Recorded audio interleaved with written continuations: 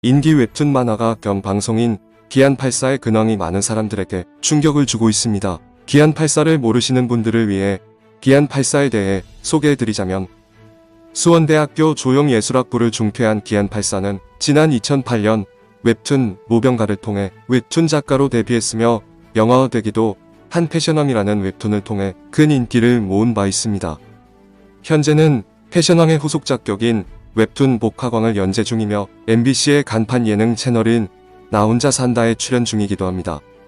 특히 그의 만화는 잘 나가고 싶은 고교생의 일상, 하루하루를 무의미하게 보내는 복학생의 에피소드, 선임병들의 갈굼에 시달리는 병사, 젊었던 시절로 돌아가고 싶은 노인 등 너무 보편적이라 쉽게 소비되고 끝날 수 있는 소재들을 자신만의 스타일로 잘 그려내서 사람 냄새가 난다와 같이 현실적인 웹툰이라는 호평이 많습니다. 여기까지만 보자면 그저 성공한 웹툰 작가의 이야기처럼 보이시겠지만, 진짜 이야기는 이제부터입니다.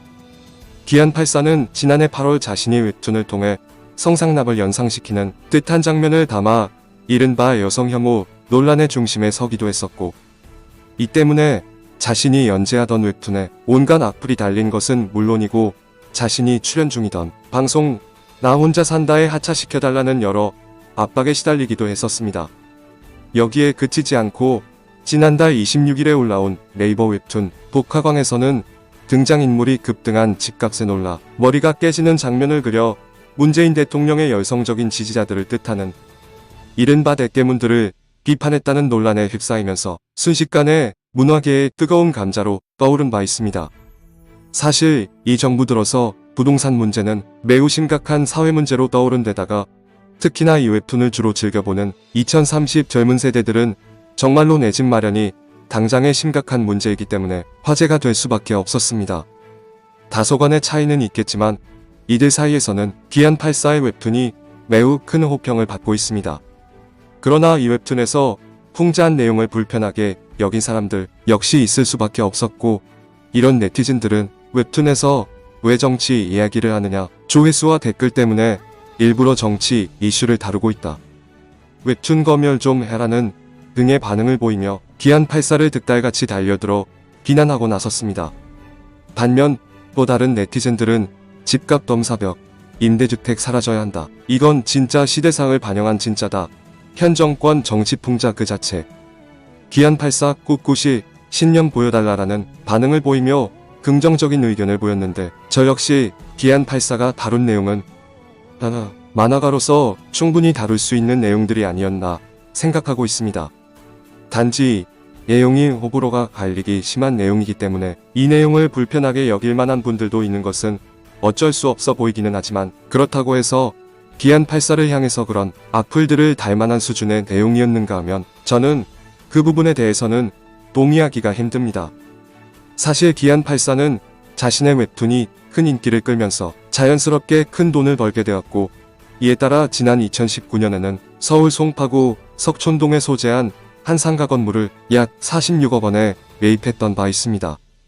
그런데 이 건물이 1년도 안 돼서 무려 약 14억 원의 시세 차익을 거뒀다는 소식이 전해지면서 한 네티즌은 건물주가 왜 이런 걸 그리냐, 수혜자는 비판할 자격이 없다는 말도 안 되는 비난을 하기도 했습니다. 아니, 건물주가 현 정부의 부동산 정책을 비판하면 안 된다는 그런 법은 대체 어디에 있나요? 도대체가 저는 이런 주장을 하는 사람들의 논리를 이해할 수가 없네요. 그리고 자기 돈 벌어서 정당하게 자기 돈으로 상가 건물을 산 건 역시 무슨 잘못이 되는 건지도 저는 도대체가 알 수가 없습니다.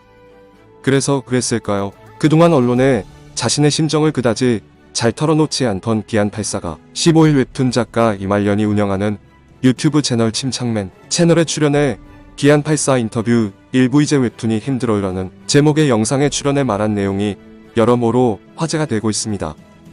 해당 영상에서 기안84는 현재 갖고 있는 여러 고민들에 대해 언급하면서 고충을 토로했는데, 그 내용이 가히 충격적이라 할 만합니다.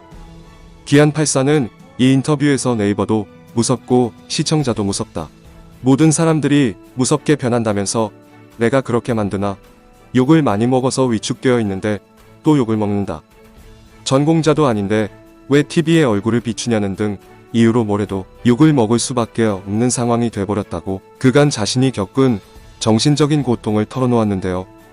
참, 해당 동영상을 보는 사람 입장에서도 안타까운 일이 아닐 수가 없습니다. 이 인터뷰를 본 네티즌들 역시 기안84의 이런 모습을 보고 많이들 안타까워하고 있습니다. 그러면서 기안84는 20대 때는 나도 청년이었고 직업을 헤매고 그랬다. 이제는 잘 먹고 잘 사는 축에 들어가 버리니까 약자 편에서 만화를 그린다는 게 기만이 돼버렸다고 자신이 처한 상황을 짚어내면서 이제 잘 먹고 잘 사는 사람들 이야기도 그려야겠다고 자조적인 말도 덧붙였는데요.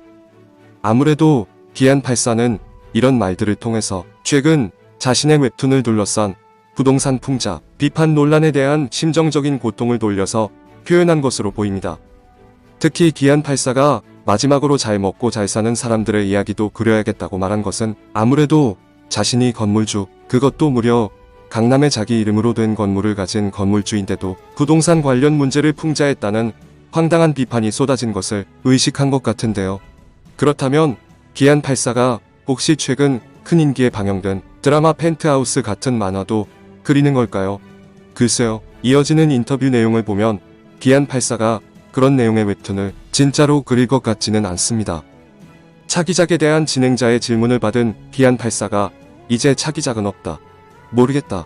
나는 만화가 힘들다고 답하며 사실상 웹툰 연재를 그만두겠다는 이야기를 했기 때문입니다. 이에 진행자가 은퇴를 선언한 것이냐고 질문하자 기안84는 아니다.